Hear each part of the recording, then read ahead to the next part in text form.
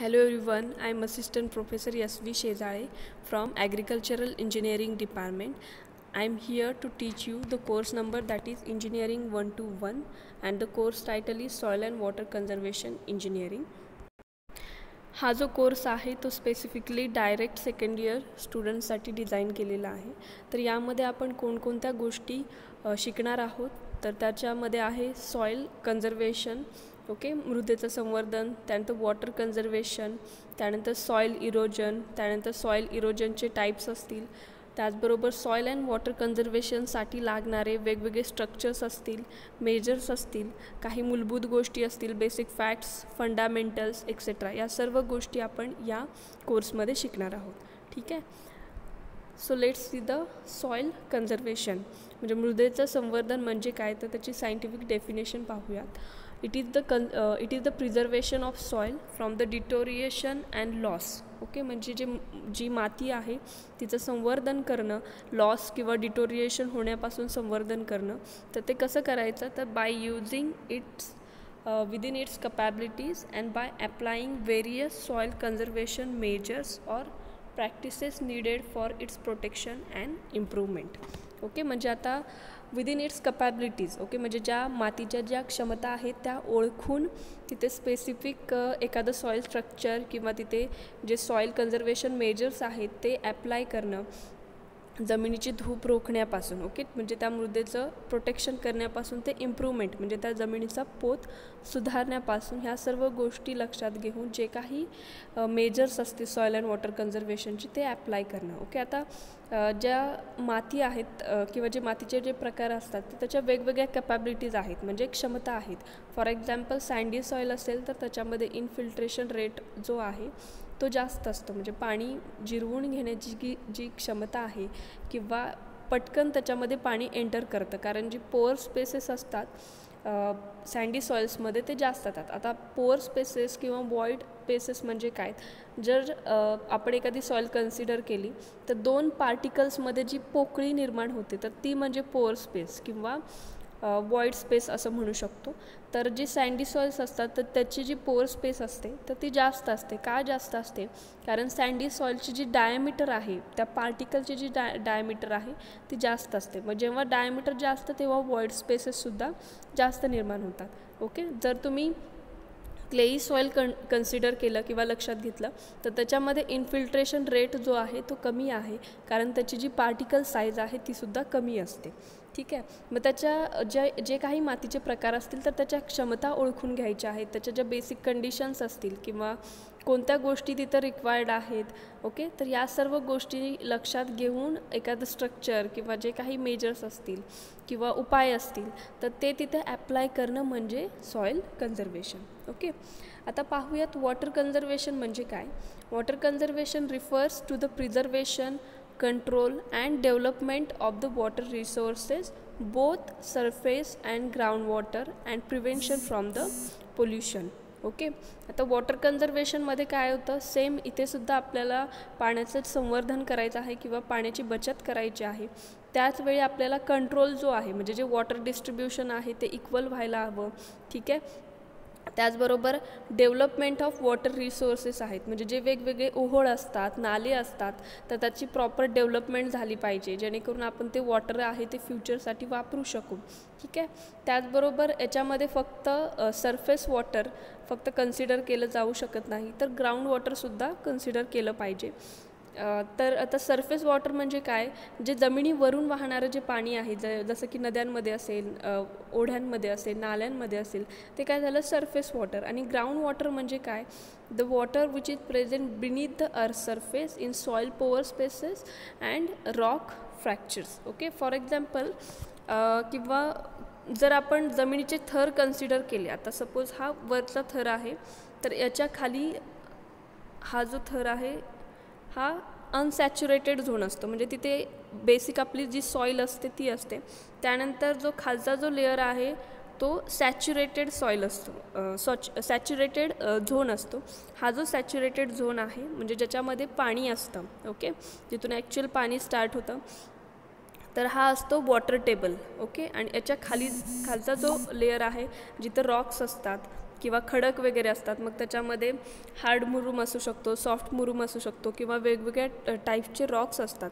तर त्याचे जे फॅक्चर्स असतात किंवा त्याच्यामधल्या ज्या तडा असतात किंवा भेगा असतात त्यामधलं जे साठून राहणारं पाणी आहे ते म्हणजे ग्राउंड वॉटर. ओके, त्याचं जर एक्झाम्पल घ्यायचं झालं तर तुम्ही पाहता की उन्हाळ्यामध्ये सुद्धा कधी कधी विहिरींना पाणी असतं. ओके, म्हणजे आपोआप आपल्याला एक्स्ट्रा वरून पाणी सोडावं लागत नाही काही केसेसमध्ये. तर ते जे पाणी आहे तर ते कुठून येतं पाणी, तर ते पाणी जे आहे ते ग्राउंड वॉटर आहे. ओके, म्हणजे तिथल्या आसपासच्या ज्या जो रॉक्सचा लेअर आहे किंवा जो खडकांचा लेअर आहे त्याच्या भेगांमध्ये जे साठणारं पाणी आहे ते वरती येऊन रिचार्ज होतं. ओके, म्हणून विहिरींना काय येतं, पाणी लागतं आपण असं म्हणतो. ठीक आहे, तर ते जे पाणी आहे ते ग्राउंड वॉटरचं एक एक्झाम्पल आहे.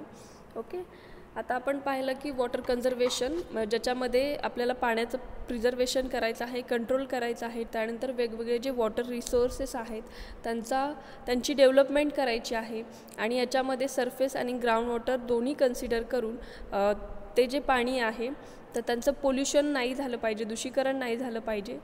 ओके, या सर्व गोष्टी ज्या येतात त्या वॉटर कन्झर्वेशन अंडर येतात. ओके, आता स्कोप आहे का आपल्याला सॉईल अँड वॉटर कन्झर्वेशनमध्ये ते पाहूयात. Soil and water are the important natural resources and basic needs for the agricultural production. आता आपल्याला माहीतच आहे जे काही ॲग्रिकल्चर प्रोडक्शन आहे त्याच्यामध्ये माती आणि पाणी ह्या मूलभूत गरजा आहेत किंवा नॅचरल रिसोर्सेस आहेत. Okay, then during the last century it has been observed that the pressure of increasing population has led to the degradation of these natural resources.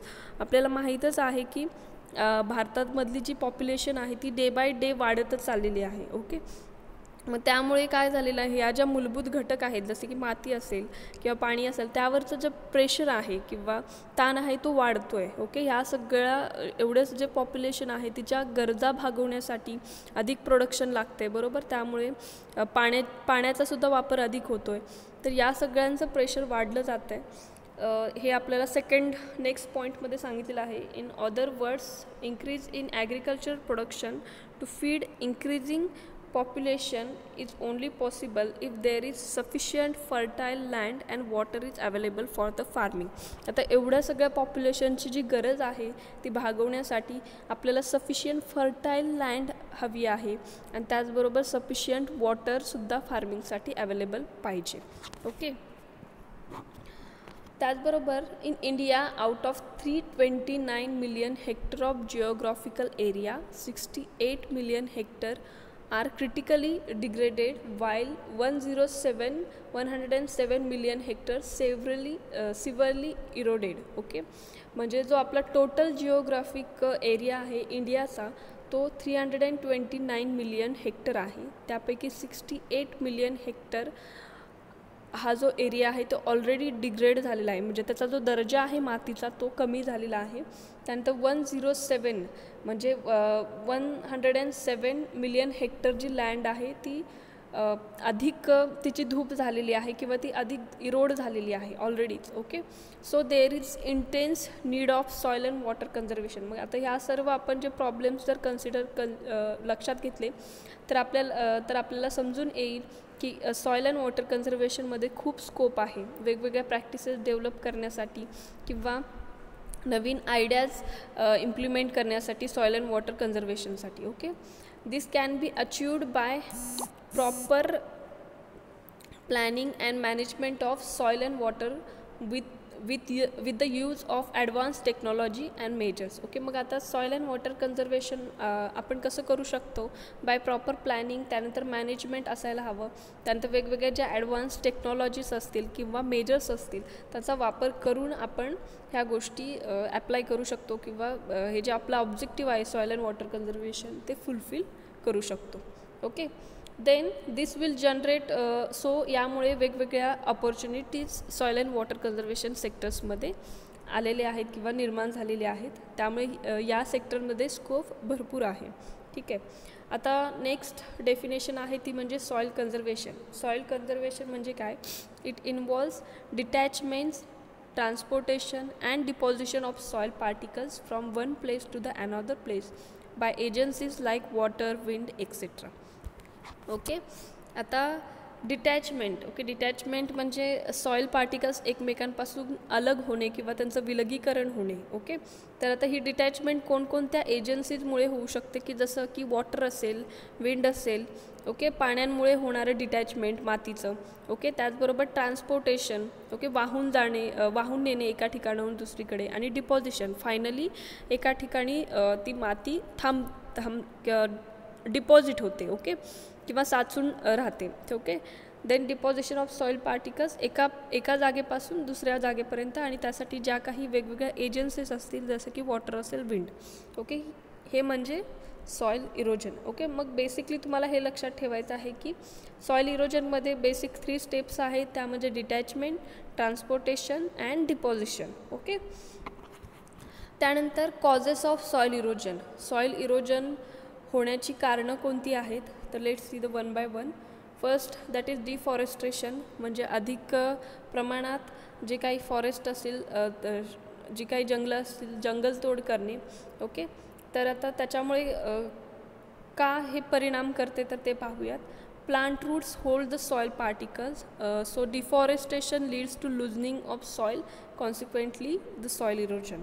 Okay, आता आपल्याला माहीत आहे जे काही प्लांटचे रूट्स असतात ते काय करतात, जे सॉईल पार्टिकल्स आहेत ते होल्ड करून ठेवतात. ओके, धरून ठेवतात. त्यामुळे जेव्हा आपण डिफॉरेस्ट्रेशन करतो, जी माती आहे ती लूज होते. ओके, आणि त्यामुळे सॉईल इरोजन होण्याचे चान्सेस वाढतात. ओके, सो हे फर्स्ट रिझन आहे डिफॉरेस्ट्रेशन. त्यानंतर urbanisation, it involves the construction of buildings, roads. Meanwhile there is a huge loss of soil in excavation and transportation which leads to soil erosion. Okay, खूप basic आणि सोप्या गोष्टी आहेत. आता urbanisation मध्ये काय येतं की वेगवेगळ्या बिल्डिंग्स कन्स्ट्रक्ट करणं किंवा रोड्स कन्स्ट्रक्ट करणं. त्यामुळे काय होतं की जी काही माती आहे तिचं मोठ्या प्रमाणात एक्सकॅव्हेशन होतं, म्हणजे खोदकाम जास्त होतं. त्याचबरोबर एका ठिकाणाहून दुसऱ्या ठिकाणी माती खूप प्रमाणात वाहिली जाते, त्यामुळे सॉईल इरोजनचे चान्सेस वाढतात. ओके, त्यानंतर नेक्स्ट आहे फायर. ओके, कधी कधी काय होतं की ॲक्सिडेंटली फायर निर्माण होतात फॉरेस्टमध्ये, तर त्यामुळे सुद्धा अख्खीच्या अख्खी जंगले उद्ध्वस्त होतात. मग परत जी माती आहे ती परत लूज होते आणि अजून सॉईल इरोजनचे चान्सेस वाढतात. Okay, the next is mining. It involves the excavation leads to the soil erosion. Mining म्हणजे काय तर खाणकाम. ओके, ज्या काही खाणी असतात वेगवेगळ्या, जे काही मिनरल्स असतील, गोल्ड असेल, कोल असेल, ओके, एक्सेट्रा, त्याच्या ज्या खाणी असतात कोळशाच्या वगैरे, तर त्यावेळी खोदकाम जास्त प्रमाणात आणि खोलवर केलं जातं, बरोबर, हे मिनरल्स ऑब्टेन करण्यासाठी. त्यामुळे बरोबर आहे की त्यामुळे ऑब्वियसली काय होतं की जी काही माती असेल ती लूज होते आणि तिचं ट्रान्सपोर्टेशन पण जास्त होतं आणि त्यामुळे सॉईल इरोजन जास्त होऊ शकतं. ओके, त्यानंतर नॅचरल डिझास्टर कोणते आहेत. आता यापैकी बरेचसेच आपण मॅनमेड डिझास्टर बघितले, की जसं की मायनिंग असेल, डिफॉरेस्ट्रेशन असेल.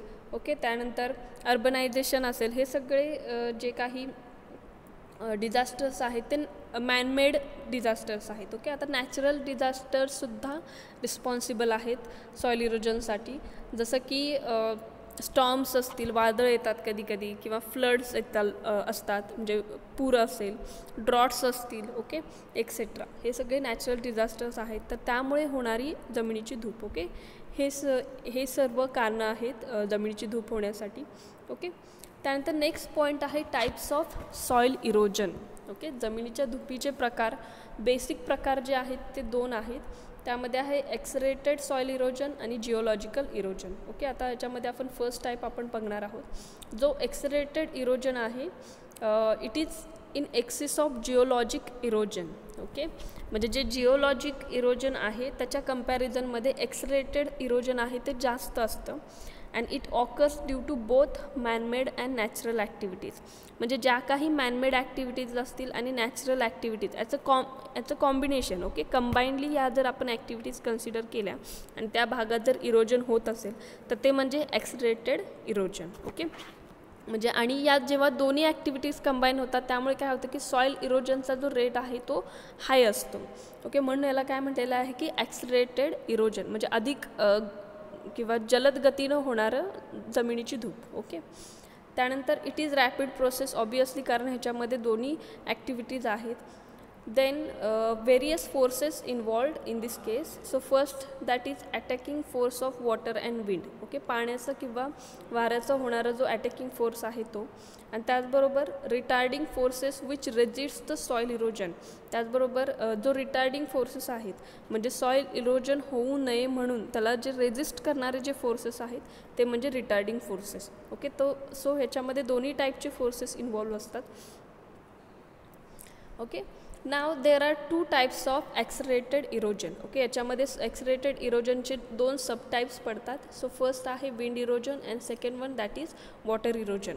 ओके, याची जी डेफिनेशन आहे ती सेमच आहे, त्याच्या ज्या प्रोसेसेस आहेत त्या सेमच आहेत, फक्त एजंट्स जे आहेत ते चेंज झालेले आहेत. फॉर एक्झाम्पल विंड इरोजन आपण जर कन्सिडर केलं, the detachment, transportation and deposition of soil particles from one place to another by action of wind. Okay, इथे वाऱ्यामुळे होणारी जी जमिनीची धूप आहे त्याचा एक्झाम्पल दिलेला आहे किंवा डेफिनेशन दिलेली आहे.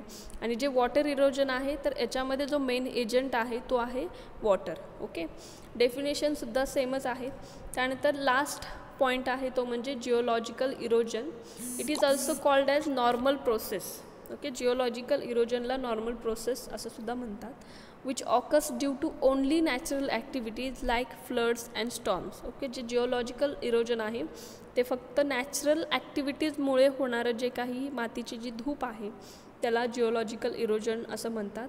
फॉर एक्झाम्पल फ्लड्स असतील, स्टॉर्म्स असतील, ड्रॉट्स असतील, लँडस्लायडिंग असतील म्हणजे दरड कोसळणे, ओके, अर्थक्वेक्स असतील एक्सेट्रा.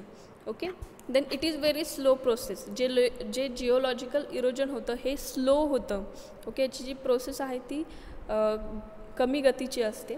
त्यानंतर it contributes to the soil formation and distribution over the earth surface. आता जे जिओलॉजिकल इरोजन आहे याच्यामध्ये जरी जमिनीची धूप होत असेल तरी यामध्ये सॉईल फॉर्मेशनसुद्धा होतं, म्हणजे माती पुनर्निर्मिती होणं मातीची, त्याचबरोबर डिस्ट्रीब्युशन होणं मातीचं all over the earth surface.